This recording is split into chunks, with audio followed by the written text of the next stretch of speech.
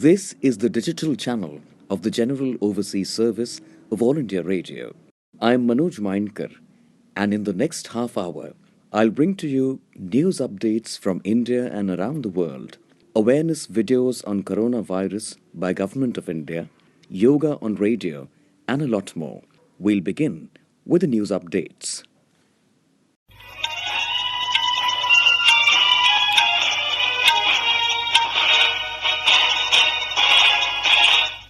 This is the General Overseas Service of All India Radio.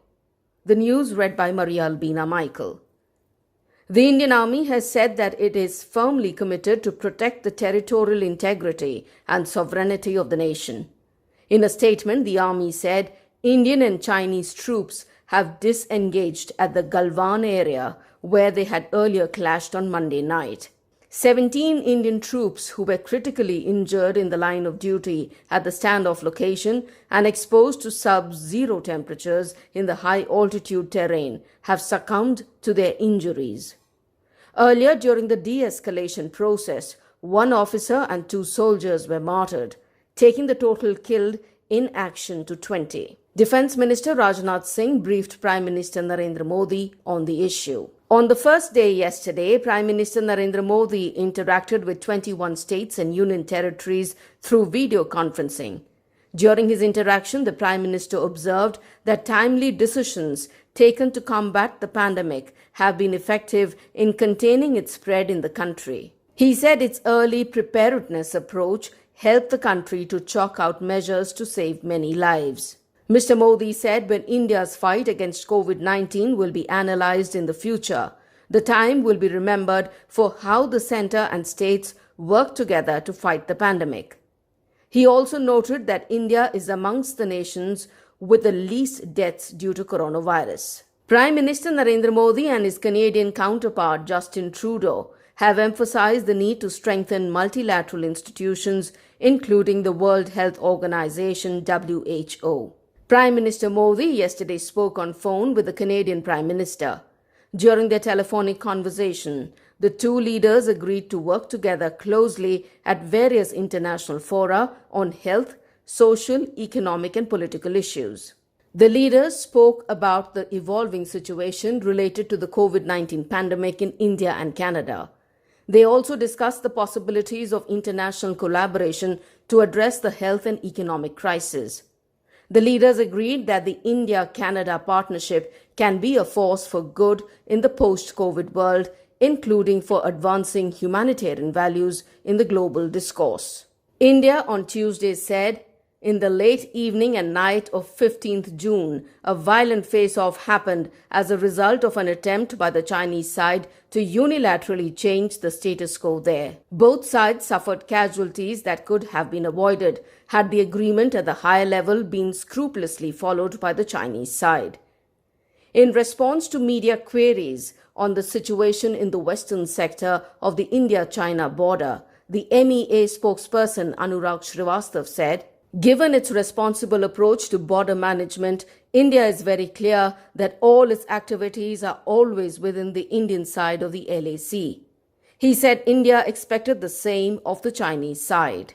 Bangladesh continued to report large number of corona deaths and new infections even as the death toll in the country reached the figure of 1,262 on Tuesday. It reported 53 deaths on Tuesday, which is the largest single day toll due to coronavirus in Bangladesh. The number of infected people has also crossed 94,000 since the first corona positive case was reported in Bangladesh on 8th March. Doctors Without Borders said it closed its operation on Tuesday in Kabul, ending years-long work to support a maternity hospital in the Afghan capital. The closure came a month after a horrific attack at the facility that killed 24 people, including 2 infants, nurses and several young mothers. The international charity, also known by its French acronym MSF, said it would keep its other programs in Afghanistan running but did not go into details. The 12th May attack at the maternity hospital set off an hours-long shootout with Afghan police and also left more than a dozen people wounded.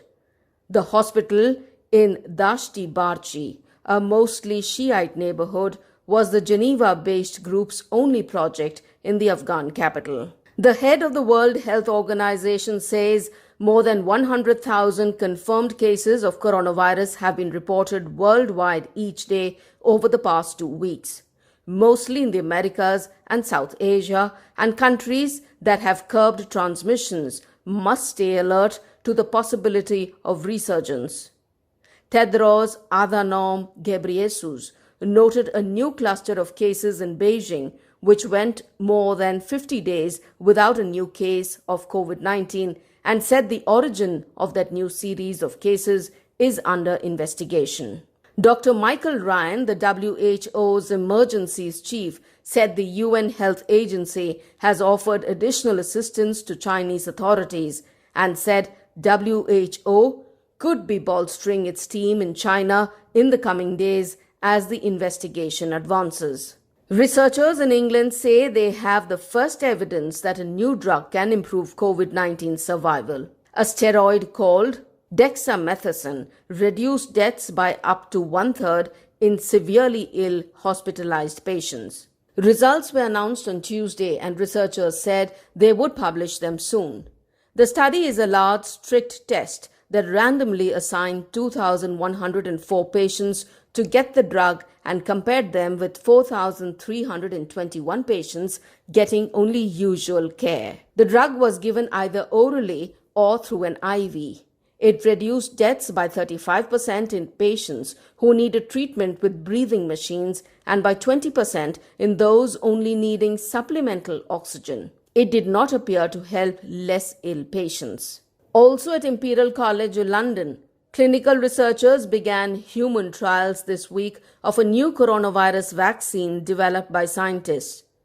The study, which involves a set of people being immunized with the vaccine, will be the first time it has been trialed in humans and will test whether it is well tolerated and produces an effective immune response against COVID-19. Thailand's cabinet on Tuesday approved 3 projects with a combined budget of more than 22 million baht to help the country's reeling tourism industry recover from the coronavirus crisis. The packages are meant to promote domestic travel from July to October. Tourism normally accounts for more than 10% of Thailand's GDP. International flight arrivals were stopped in early April, drying up the market for foreign tourists. The biggest package, with an estimated cost of 18 billion baht, will give travelers a 40% discount to a maximum value of 3,000 baht per night for up to 5 nights accommodation. And that is the end of the news bulletin.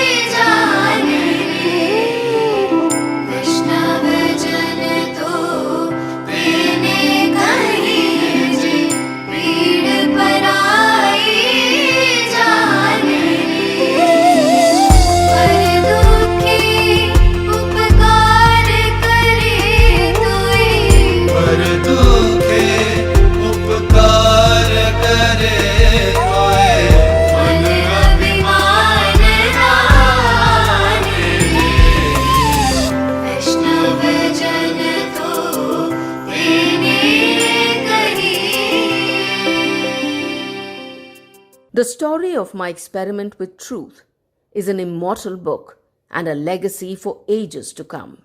This book is the autobiography of Mohandas Karamchand Gandhi. It is one of the best sellers and is translated in nearly all languages of the world. It is a detailed account of Gandhi, consisting of Gandhi's self-penned essays on his experiments and covers all aspects of the Mahatma's spiritual life till 1920. One of those books that need to be read periodically to remind oneself that someone out there, sometime, thought that transformation, liberation, and plain living without violence is possible. These thoughts seem so old-fashioned, don't they? In this world, some biographies inspire, but the good ones challenge. What would it be like for you and I to fight the biggest battle, the one Gandhi fought, the one that takes place inside of you, within you? Here we have for you the words of the Mahatma in the voice of his youngest grandson, Gopal Krishna Gandhi. The Gandhis seem to have been originally grocers, but for 3 generations, from my grandfather, they have been prime ministers in several Kathiawar states. Uttamchand Gandhi, alias Ota Gandhi, my grandfather, married a second time, having lost his first wife. He had 4 sons by his first wife and 2 by his second wife. I do not think that in my childhood I ever felt or knew that these sons of Ota Gandhi were not all of the same mother.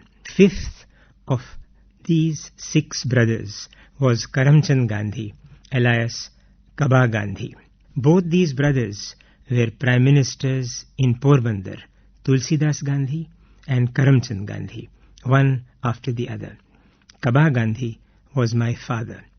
He was for some time prime minister in Rajkot and then in Vankaner. Kaba Gandhi married 4 times in succession, having lost his wife each time by death. He had 2 daughters by his first and second marriages. His last wife, Putlibai, bore him a daughter and 3 sons, I being the youngest. My father was a lover of his clan, truthful, brave and generous, but short-tempered. But he was incorruptible and had earned a name for strict impartiality in his family as well as outside. My father never had any ambition to accumulate riches and left us very little property. My father had no education save that of experience. At best, he might be said to have read up to the 5th Gujarati standard. Of history and geography, he was innocent, but his rich experience of practical affairs stood him in good stead in the solution of the most intricate questions and in managing hundreds of men. The outstanding impression my mother has left on my memory is that of saintliness. She was deeply religious. She would not think of taking her meals without her daily prayers. Going to Haveli, the Vaishnava temple, was one of her daily duties. As far as my memory can go back, I do not remember her having ever missed the Chaturmas. Living on 1 meal a day during Chaturmas was a habit with her. Not content with that, she fasted every alternate day during one Chaturmas. During another Chaturmas, she vowed not to have food without seeing the sun. We children on those days would stand staring at the sky, waiting to announce the appearance of the sun to our mother. Everyone knows that at the height of the rainy season, the sun often does not condescend to show his face. And I remember days when, at his sudden appearance, we would rush and announce it to her. She would run out to see with her own eyes, but by that time the fugitive sun would be gone, thus depriving her of her meal. But that does not matter, she would say cheerfully. God did not want me to eat today. And then she would return to her round of duties. Of these parents, I was born at Porbandar, otherwise known as Sudhamapuri, on the 2nd October 1869. I passed my childhood in Porbandar. I recollect having been put to school.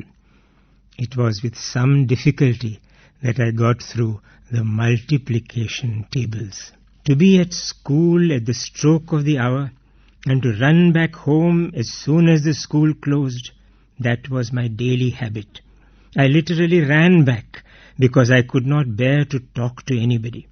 I was even afraid lest anyone should poke fun at me. There is an incident which occurred at the examination during my first year at the high school and which is worth recording. Mr. Giles, the educational inspector, had come on a visit of inspection. He had set us 5 words to write as a spelling exercise. One of the words was kettle. I had misspelt it. The teacher tried to prompt me with the point of his boot, but I would not be prompted. It was beyond me to see that he wanted me to copy the spelling from my neighbor's slate, for I had thought that the teacher was there to supervise us against copying. The result was that all the boys, except myself, were found to have spelt every word correctly. Only I had been stupid. As a rule, I had a distaste for any reading beyond my school books. But somehow, my eyes fell on a book purchased by my father.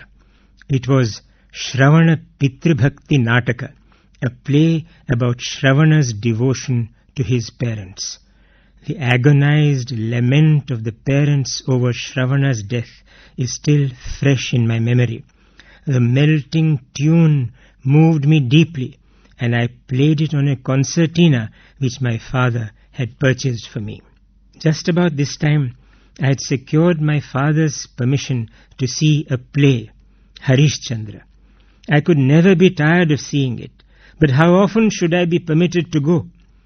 The play haunted me, and I must have acted Harishchandra to myself times without number.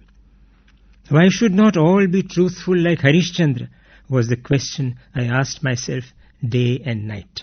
My common sense tells me today that Harishchandra could not have been an historical character.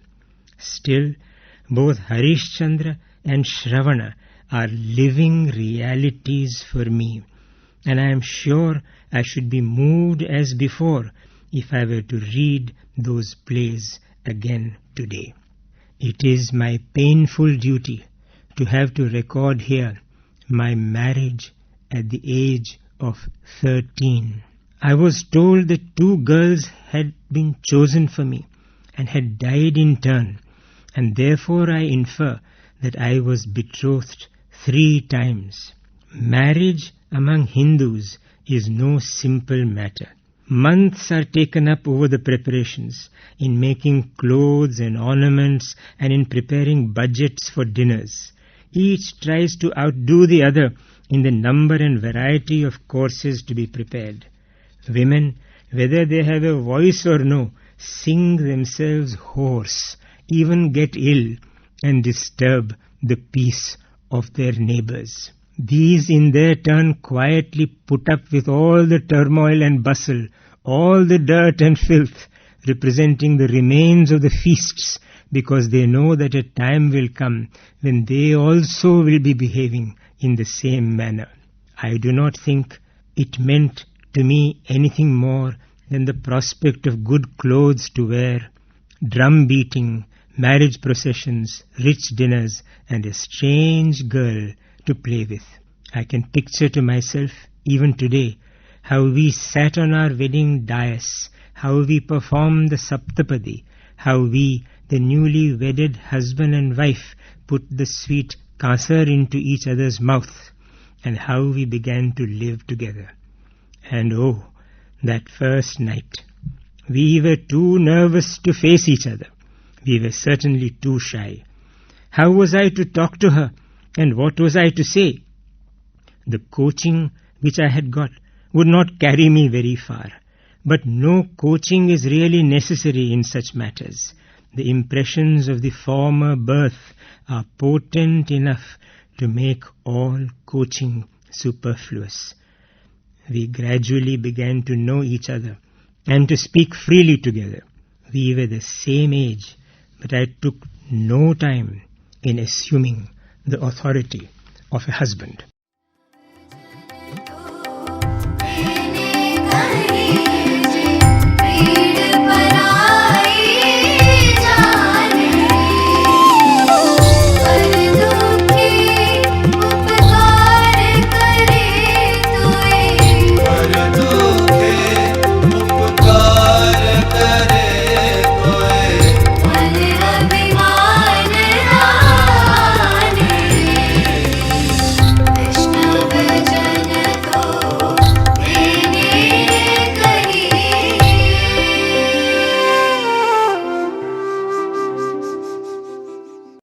You just heard the words of the Mahatma in the voice of his youngest grandson, Gopal Krishna Gandhi. This program came to you from the General Overseas Service of All India Radio.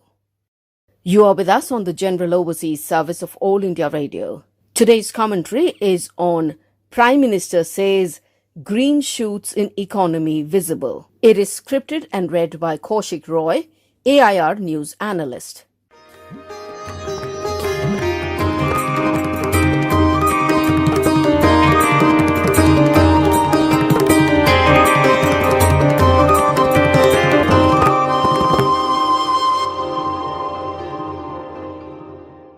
Prime Minister Narendra Modi interacted with chief ministers of states and lieutenant governors of union territories through video conferencing to discuss the situation emerging post-Unlock 1 and plans ahead for tackling the COVID-19 pandemic.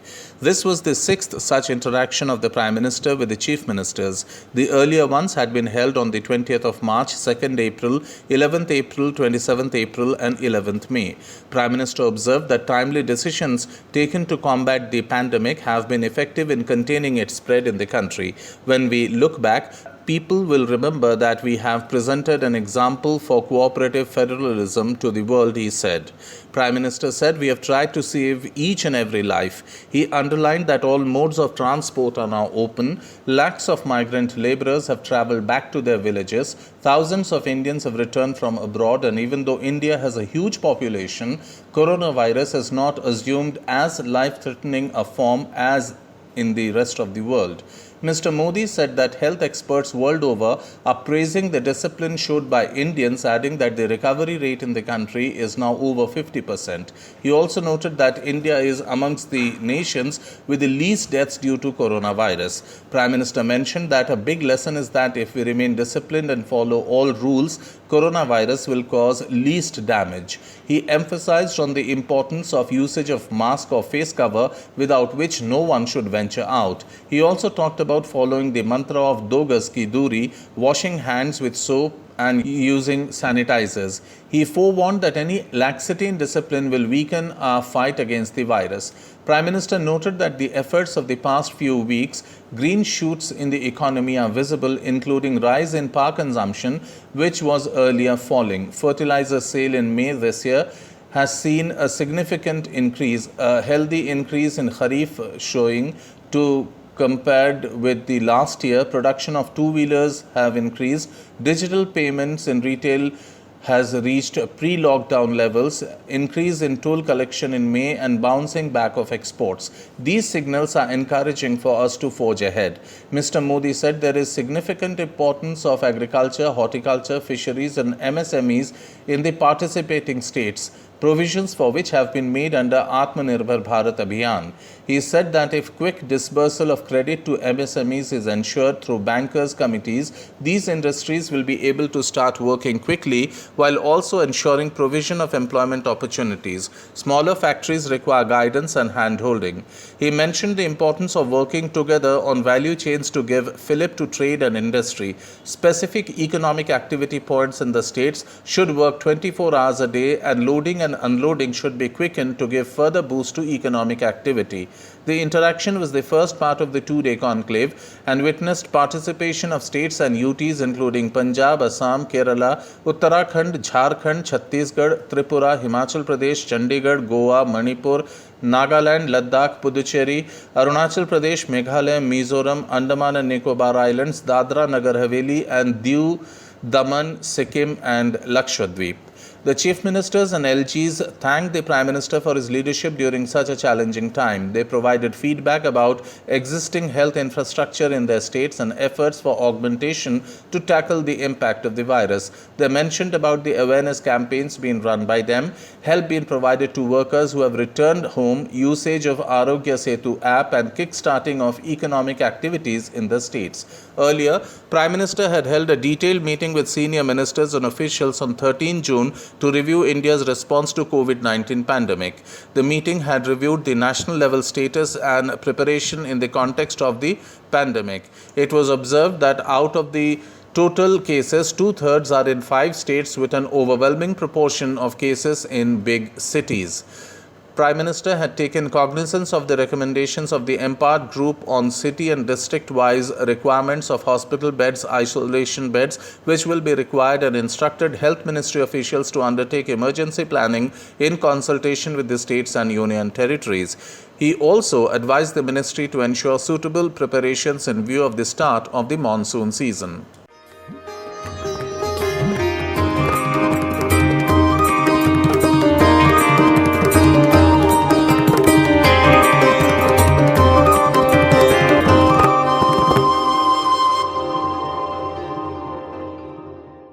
You were listening to the day's commentary on Prime Minister Says Green Shoots in Economy Visible. It was scripted and read by Kaushik Roy, AIR News Analyst. This commentary came to you from the General Overseas Service of All India Radio. During lockdown in India, many citizens are voluntarily participating in creating awareness and helping the less privileged. Hi, my name is Shruti and I'm a handwriting analyst by profession. I have spent around 19 years studying people using handwriting as a tool. And today, with All India Radio, we have come together to learn a little bit about handwriting analysis and how we can use this as a tool to manage COVID stress. Imagine it's been more than 2 months. Our children have not been able to go out and play. They're not able to go to school. They're not able to meet their friends. How are they responding to this change? Not every child is expressive. Does it not add stress as a parent to us? It does. So what do? Well, handwriting can be a very handy tool in that. It's not a magic. It's a science based on observation and analogy. So if your child is between age 5 and 9, what you need to observe is how do they doodle. If your child is between 9 to 12, you need to observe how do they scribble. 12 to 15, you need to see how do they draw. And 15 onwards, you need to see is how do they write and how do they draw. What you need to observe in their doodle, scribble, handwriting is if it has become more angular, if the letters have become cramped, if the drawing has become cramped. You also need to see if they're coming back to make changes to their drawing or their doodle, or they're back filling them with different colors. Use of dark colors is also a sign of stress, which is aggression as well. Child is unhappy from within. So what do? My advice to my clients who are parents is that don't tell a child what to do. You need to engage with them. So what you need to do is you start doing it along with them and let them pick that up. And the best thing that you can do is start doing art with them. Draw nature, draw birds, draw animals. You may choose to avoid colors like red and black. I know as a parent, all of us are trying to be good. And I hope with these little small things, we can be far much more aware about our children. And I hope you found these tips to be useful. Stay healthy, stay happy, and stay good. This broadcast came to you from the digital channel of the General Overseas Service of All India Radio.